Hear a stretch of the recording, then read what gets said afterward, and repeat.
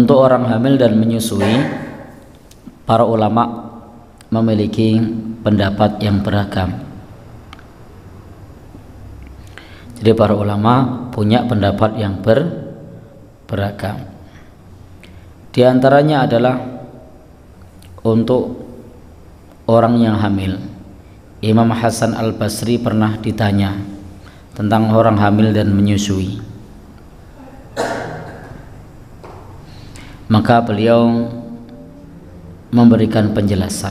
Kata Imam Hasan Al-Basri ketika ditanya tentang orang hamil dan menyusui, apabila dia khawatir atas dirinya dan juga anaknya, apakah ada sakit yang lebih berat, kepayahan yang lebih berat dibandingkan orang yang sedang hamil? Hendaknya dia berbuka dan mengqadha atau bagaimana? Maka jawabannya adalah hendaknya dia berbuka dan mengqadha. Dan para fuqaha berbeda pendapat, apakah wajib qadha bersamaan dengan fidyah atau wajib mengqadha saja, atau wajibnya hanya mengqadha saja. Kalau Imam Hasan Al-Basri ini mengqadha, tetapi para ulama berbeda pendapat apakah qadha juga fidyah.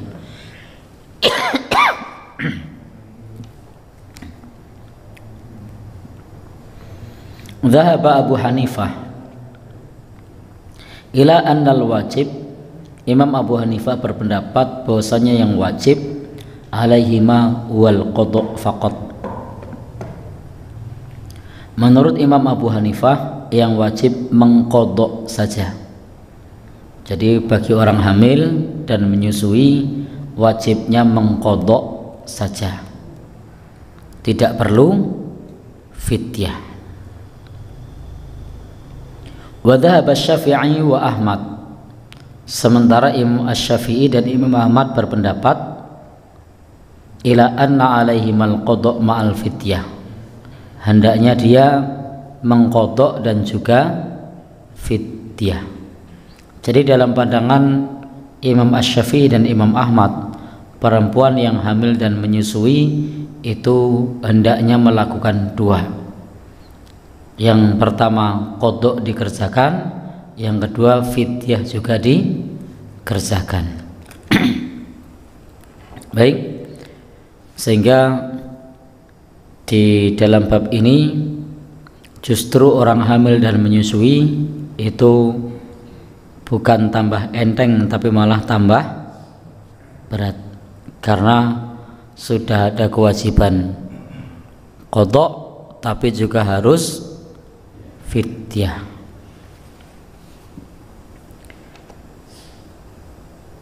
Berbeda dengan Imam Abu Hanifah tadi, orang hamil dan menyusui itu hendaknya dia qadha saja, tidak perlu fidyah.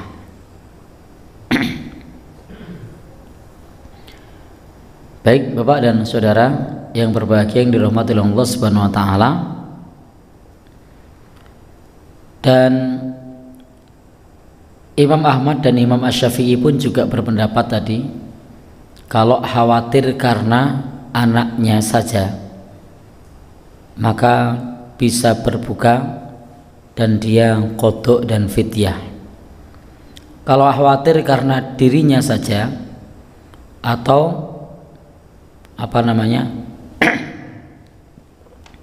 khawatir karena diri dan anaknya, maka qadha dan tidak ada yang lain. Maksud saya begini, yang pertama, kalau khawatir karena anaknya saja, jadi khawatir karena anaknya saja, maka dia qadha dan fidyah. Kalau khawatir karena dirinya saja, maka dia qadha. Kalau khawatir karena diri dan anaknya, maka qadha dan fidyah. Jadi ada perbedaan khawatir karena siapa. Kalau saya pribadi dalam hal ini belum. Iya. Belum kesimpulan. Kemudian bagaimana kesimpulannya? Kalau saya pribadi condong kepada apa yang dikemukakan oleh sahabat Ibnu Abbas, bahwa orang yang punya udzur permanen itu bisa memilih fidyah saja. Contohnya orang yang sudah tua, contohnya orang yang hamil dan menyusui, itu menahun, hamilnya 9 bulan, menyusuinya 2 tahun. Belum lagi kalau yang hamil menyusui begitu. Orang ini itu kalau disuruh qadha dan fidyah berat. Lah kapan qadhanya? Baru mau qadha udah hamil lagi, baru dapat sedikit, lalu kemudian pas hamil fidyah, pas menyusui fidyah, baru mau nyapih, baru qadha dapat sedikit, hamil lagi. Baik, beribun.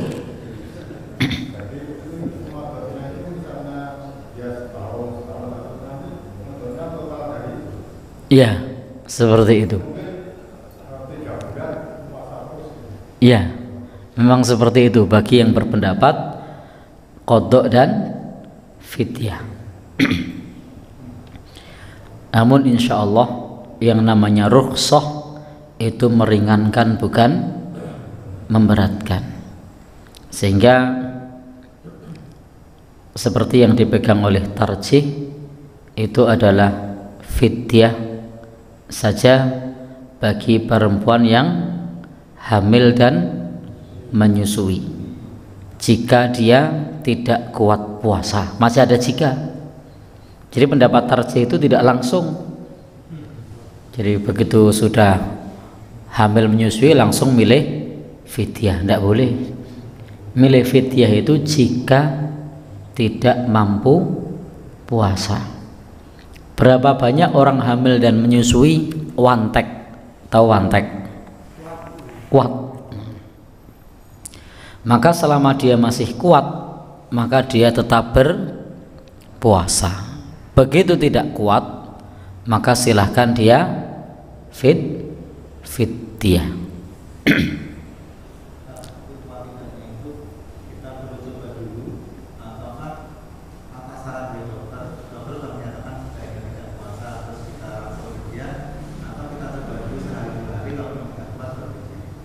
Baik, terima kasih. Bagaimana untuk mengetahui kuat atau tidak kuat? Yang pertama, bisa minta atau konsultasi kepada dokter mengenai kondisi janinnya.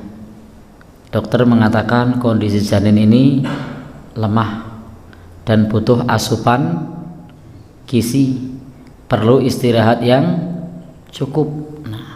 Maka jika dokter sebagai ahli sudah memberikan kesaksian dan menyatakan kalau puasa akan membahayakan, maka rekomendasi dokter bisa menjadi acuan. Dokter mengatakan ini janinnya kuat, ini kalau puasa tidak apa-apa, atau silahkan dicoba dulu kata dokter. Kalau nanti tidak kuat, tidak usah dilanjut. Kalau kuat silahkan dilanjutkan. Maka ini boleh menjadi satu pegangan. Kenapa? Karena terkait kesehatan pakarnya adalah dokter. atau bisa langsung dicoba. Jika tidak ada, dokter tidak memberikan pendapat, maka bisa dicoba dan kuat atau tidak. Ternyata tidak kuat, maka tidak perlu dilanjutkan.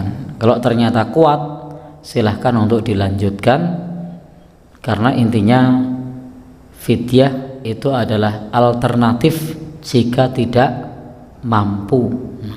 Kalau mampu, maka tidak ada alternatif untuk fidyah. Baik, Bapak Ibu, monggo kalau yang memang mampu untuk puasa, maka tetap berpuasa, bukan langsung milih fidyah. Milih fidyah hanya bagi orang yang memang tidak mampu.